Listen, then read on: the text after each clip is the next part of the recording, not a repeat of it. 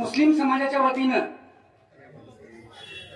जवळजवळ आतापर्यंत जेवढ्या महात्म्यांच्या जयंत्या झाल्या तेवढ्या सगळ्या महात्म्यांच्या जयंत्या साजरा करण्याचं दानत आणि धाडस फक्त एकाच समाजाने या गावामध्ये केलं।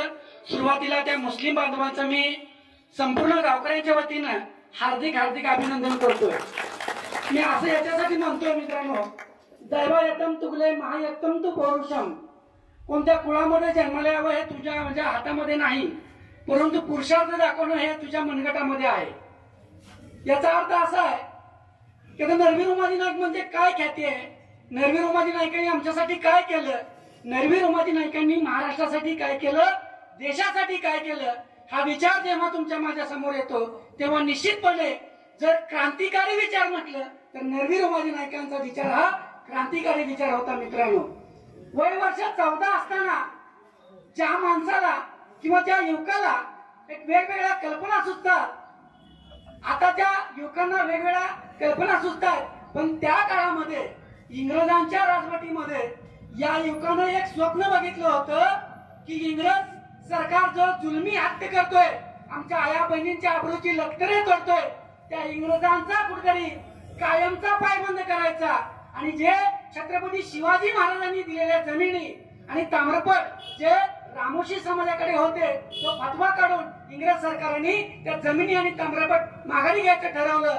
त्याच्या विरोधामध्ये पहिल्यांदा जर या भारत देशामध्ये, महाराष्ट्रापुरतं नाही बोलत मी, या भारत देशामध्ये सुरुवातीला क्रांतिकारी पाऊल उचललं असेल तर ते क्रांतिकारी पाऊल उचलण्याचं काम धाडस फक्त नरवी उमाजी नाईक या 14 वर्षाच्या युवकानं केलं होतं। मित्रांनो, अभिमानास्पद गोष्ट आहे। आज आपण जर विचार केला तर आज आमची पिढी काय करते, 14 वर्षाचा मुलगा पहिलीचा मुलगा पासून घ्या, पहिलीच्या मुलापासून घ्या, आमची आई जर लेकरू लढायला आलं तर त्याच्या हातात मोबाईल घेते, पण 14 वर्षाच्या काळामध्ये तेव्हा नरवी उमाजी नाईकांना शस्त्र कशा पद्धतीने चालवावं, त्यानंतर कुस्तीमध्ये पारंगत होते, शस्त्र चालवण्याचा अभ्यास होता, घोड्यावर कसं बसायचं, घोड्याचा लगाम कशा पद्धतीने खेचायचा, ही सगळी परिपूर्ण माहिती नरवी उमाजी नाईकांकडे होती। मित्रांनो, आज आपल्याला या ठिकाणी सांगायला मला अभिमान वाटेल, मॉन्टी रॉबर्ट नावाचा एक विद्यार्थी होता, बरं झालं आता थोडस आबाळ शमवलंय।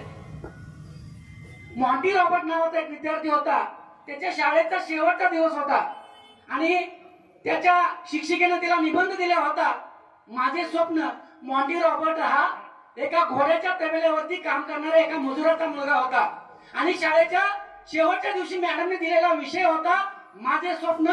त्या मॉन्टी रॉबर्ट नावाच्या विद्यार्थ्यानं स्वप्न लिहिलं, एके दिवशी मी एका भल्या मोठ्या रेस कोर्सचा मालक असेल, त्या रेस कोर्स मध्ये 250 ते 300 अरेबियन जातीचे घोडे असतील, जगातील सगळी संपत्ती, पैसा, अडका, गाड्या, घोडा, बंगला, सगळ्या गोष्टी माझ्याकडे असतील, अशा पद्धतीचा निबंध लिहिला, निबंध सादर केला। मॉन्टी रॉबर्टच्या वर्गातले सगळे विद्यार्थी पास झाले, नापास झाला तो मॉन्टी रॉबर्ट। तो पळत पळत पेपर घेतला आणि शिक्षिकेकडे गेला, मॅडम मॅडम चुकून तुम्ही मला नापास केलं, मला पास करा। त्या टायमाला मॅडम म्हटल्या त्याला, अरे तू स्वप्न काय लिहिलेस, तू त्यांना ठेव, तू एका मजुराचा मुलगा आहे, रेस कोर्स वर काम करणाऱ्या एका मजुराचा मुलगा आहे, तू स्वप्न लिहिलंय मी रेस कोर्सचा मालक असेल, 250-300 जातीवंत अरेबियन घोडे माझ्याकडे असतील, हे स्वप्न लिहिलंय, तू स्वप्न बदल, मी तुला पास करते। मॅडम म्हटला, मॉन्टी रॉबर्ट म्हटला, मॅडम मी माझं स्वप्न बदलणार नाही। मॅडम म्हटल्या, तुला स्वप्न बदलायचं नसेल तर मी पण तुला पास करणार नाही। ठीक आहे मॅडम, द्या तो पेपर माझ्या हातात। पेपर घेतला, निघून गेला। 20 वर्षानंतर त्याच शाळेची ट्रिप एका रेस कोर्सला भेट देण्यासाठी गेली होती। त्या ठिकाणी एका युवा उद्योजकानं त्या ट्रिपचं स्वागत केलं होतं, सहलीचं स्वागत केलं होतं आणि त्या ठिकाणी त्या रेस कोर्स मध्ये सर्व विद्यार्थ्यांना तो रेस कोर्स फिरून लावला आणि त्या मॅडमना त्या युवा उद्योजकांना विनंती केली, दुपारचं जेवण तुम्ही माझ्या बरोबर घ्याल का। त्या ठिकाणी जेवणाच्या हॉलमध्ये सगळे गेलेले आहेत, त्या ठिकाणी समोर एक फ्रेम चिटकवून ठेवली होती भिंतीवरती, मॅडमला चाहूल लागली, थोडीशी चाहूल लागल्यानंतर मॅडम त्या फ्रेमच्या जवळ गेल्या, अरे हा तर आमच्या शाळेचा निकाल आहे, कोण कोण कुणाचा निकाल आहे, मॉन्टी रॉबर्टचा निकाल आहे, अरे याला सांगितलं होतं तू तुझं स्वप्न बदल, मी तुला पास करते, त्यानं माझं ऐकलं नाही, कुठे तुमच्या घोड्याच्या तबल्यावरती कामाला आहे का, बोलवा त्याला, मला त्याला भेटायचं आहे। तसं 2 पावलं तो युवक पुढे आला आणि आणि त्या मॅडमला म्हणाला, मॅडम मीच तो मॉन्टी रॉबर्ट. इतकं सुंदर काम, इतकं देखणं काम आमच्या नरवीर उमाजी नाईकांनी केलं. एक स्वप्न बघितलं होतं, काही जरी झालं तर माझ्या देशामध्ये इंग्रजांना सळो की पळो करून सोडल्याशिवाय राहणार नाही. म्हणून नरवीर उमाजी नाईकांनी वयाच्या 14व्या वर्षापासून त्यांचा पाठलाग चालू केला आणि नरवीर उमाजी नाईकांनी या इंग्रजांना सळो की पळो करून सोडण्याचं धाडस आणि दानत फक्त बहुजनाच्या एका युवकाने केलं. त्या युवकाचं नाव होतं नरवीर उमाजी नाईक. मित्रांनो, आज या ठिकाणी मला तुम्हाला अजून एक गोष्ट सांगावीशी वाटेल. मॉन्टी हॉर्स नावाच्या एका तत्ववेत्यानं सांगितलं होतं, जर का नरवीर उमाजी नाईकांना पोषक परिस्थिती त्या काळामध्ये मिळाली असती तर या भारत देशाचा बहुजनांचा दुसरा राजा झाला असता. हे लिहून ठेवलंय, अभ्यास करून बघा, तुम्ही गुगलवरती सर्च मारून बघा.